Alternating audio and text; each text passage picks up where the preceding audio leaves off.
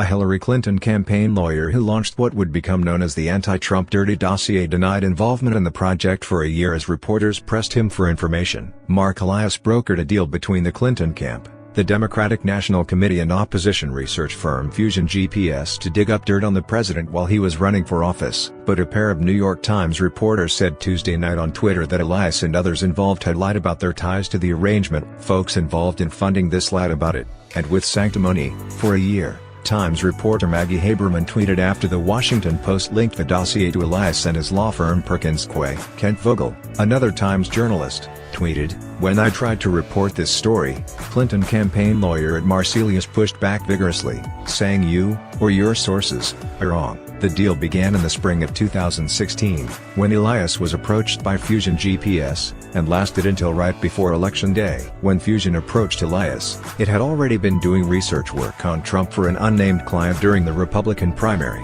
but the dossier itself was funded entirely by Democrats, using Elias as a middleman. After the DNC and the Clinton campaign started paying, Fusion GPS hired former British spy Christopher Steele to do the dirt digging. His work later resulted in the dossier. Trump has called the material phony stuff, and on Wednesday he portrayed himself as the aggrieved party. The president posted a quote on Twitter that he attributed to Fox News. Clinton campaign and DNC paid for research that led to the anti-Trump fake news dossier. The victim here is the president. The FBI has worked to corroborate the document, and special counsel Robert Mueller's team, which is investigating potential coordination between Russia and the Trump campaign, questioned Steele weeks ago. The dossier circulated in Washington last year and was turned over to the FBI for its review. It contends that Russia was engaged in a long-standing effort to aid Trump and had amassed compromising information about the Republican. Among its wild claims was that Russian officials have videos of the president cavorting with prostitutes, filmed during Trump's 2013 visit to a luxury Moscow hotel for the Miss Universe contest. It also contains a highly unusual and unsubstantiated report that the call girls performed a golden shower routine that involved them urinating on a hotel bed as a sign of disgust for then-President Barack Obama. Trump has repeatedly dismissed the document as false and in recent days has questioned whether Democrats or the FBI itself had helped fund it.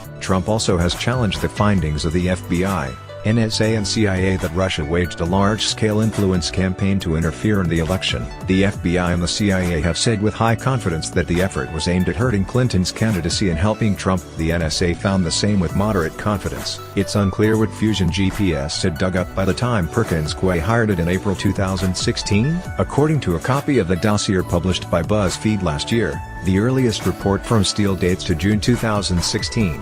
It was not immediately known how much money Fusion was paid or how many others in the Clinton campaign or DNC were aware that the firm had been retained. Clinton campaign officials did not immediately comment, but in a statement, a DNC spokeswoman said the party chairman, Tom Perez, was not part of the decision-making and was unaware that Perkins Coie was working with Fusion GPS. Former Clinton campaign spokesman Brian Fallon said on Twitter that he regretted not knowing about Steele's hiring before the election, and that had he known, I would have volunteered to go to Europe and try to help him. I have no idea what Fusion or Steele were paid, but if even a shred of that dossier ends up helping Mueller, it will prove money well spent. Fallon in another tweet, June 20th. The dossier is first dated June 20th and had contained several unverifiable periodic reports made over the summer. According to Mother Jones, it was sent in dated sections from a former Western intelligence officer to the FBI and alleged Russia had enough to blackmail Trump. It alleged that Trump had been cultivated by Russian officials for at least 5 years. It also claimed that the Kremlin had compromising material related to sexually perverted acts Trump performed at a Moscow Ritz-Carlton where former President Barack Obama once stayed. Dossier also alleged that Trump's inner circle was accepting a regular flow of intelligence from the Kremlin on Hillary Clinton. July 31st. Kremlin weighing whether to release more information about Clinton. Late July, the FBI opens its investigation into Russia's interference in the election, and the Trump campaign's possible role in it. August 27, then U.S. Senator Harry Reid sent a letter to then FBI Director James Comey and called for a full investigation and public disclosure. He wrote, "The evidence of a direct connection between the Russian government and Donald Trump's presidential campaign continues to mount and has led Michael Morell, the former acting Central Intelligence Director, to call Trump an unwitting agent of Russia and the Kremlin." September 23, U.S. intelligence officials began investigating links between Trump advisor Carter Page and the Russian government, Yahoo News reported. Page had extensive business links in Russia and is a former Merrill Lynch investment banker in Moscow. October 7, The Obama administration publicly accuses Russia of directing the recent compromises of emails from U.S. persons and institutions, including from U.S. political organizations to affect the U.S. election. October 30th. Red sent Comey another letter demanding that Trump's possible ties to Russia be fully investigated, and he cited the existence of explosive information that the FBI has in its possession. November 3, 2016, Russian oligarch Dmitry Rybolovlev flies into Charlotte, North Carolina on a private plane. Trump's plane lands on the tarmac not long after and parks next to Rybolovlev, whose plane stays in Charlotte for 22 hours afterward. Trump rallies in nearby city Concord. November 8. Trump wins the election to become the 45th President of the United States. November 10. President Barack Obama warns Trump during a meeting at the White House that National Security Advisor Michael Flynn, a former U.S. Army Lieutenant General and Defense Intelligence Agency chief, is a problem. November 18. During a security meeting in Halifax, Nova Scotia, Sen. John McCain hears about the documents and dispatches a former U.S. official to meet the source of the documents and gather more information. December 9. McCain meets Comey, gives the FBI director the documents, The Guardian reported. December 13. This is the last date of the memos from the dossier written by the British source. December 29. The Obama administration issues new sanctions on Russia in retaliation for Russia's hacking of the Democratic National Committee in the summer and other efforts to interfere with the U.S. election. January 10. Obama and Trump were both given a two-page summary of the dossier. CNN reported. BuzzFeed News then reported on the dossier and published it in full about how it alleges Trump's deep ties with Russia. January 19. The New York Times reported that intercepted communications between Trump associates and Russians are being investigated as part of the FBI's inquiry into Russia's election meddling. January 27.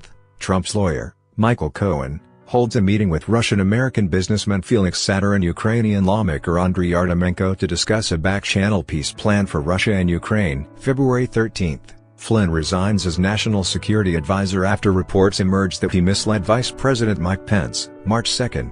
Attorney General Jeff Sessions recuses himself from the investigation into whether the Trump campaign communicated with Russia. March 4. Without presenting evidence, Trump tweets that Obama had Trump Towers wires tapped during the presidential campaign. March 15, Representative Devin Nunes, the chairman of the House Intelligence Committee, announced that the committee had not found any evidence to support Trump's wiretapping claim. March 20, Comey said he has no evidence to support Trump's wiretapping claim. He confirmed that an investigation into Russia's election-related meddling includes an examination of contacts between Trump associates and Russia during the campaign. Late March, Flynn asks for immunity in exchange for testifying to the House and Intelligence Committees investigating Russia's involvement in the 2016 election. April 1, Trump tweets, "It is the same fake news media that said there is no path to victory for Trump that is now pushing the phony Russia story. A total scam." April 6, Nunes steps aside from the Russian investigation because he himself is under investigation. April 11. Page is now under investigation by the FBI, who obtained court permission to monitor his communications. The U.S. believed he was acting as a Russian agent. April 27. The Pentagon Inspector General is investigating whether Flynn violated military rules by accepting foreign payments from Russia and Turkey, which is disclosed by a House committee. May 9. The President fires Comey from his position at the FBI. May 10. Trump meets with Russian Foreign Minister Sergei Lavrov and Russian Ambassador Sergei Kislyak at the White House. May 15. The Washington Post reported that Trump shared highly classified information about Islamic State with the Russian diplomats during a meeting the previous week. May 17. Former FBI Director Robert S. Mueller III is appointed the special counsel to take over the Justice Department's Russian investigation. Late May, Trump's son-in-law Jared Kushner is revealed to be under investigation by the FBI. According to the Post, he proposed a private back-channel between the Kremlin and Trump's transition team during a meeting in December. June 8, Comey testifies before the Senate Intelligence Committee and answers questions related to Russia meddling into the U.S. election. June 14, The Washington Post reported that Trump is being investigated for possible obstruction of justice by Mueller. September, several news outlets, including Politico and BuzzFeed, are suing under the Freedom of Information Act to get records about how the federal government tried to vet the claims in the dossier. October 24. It's revealed that Hillary Clinton's campaign and the Democratic National Committee helped bankroll research that led to the Golden Showers dossier on Donald Trump. Clinton's campaign lawyer Mark Elias hired research firm Fusion GPS back in April 2016 to look into allegations of Trump's ties to Russia. According to the Washington Post,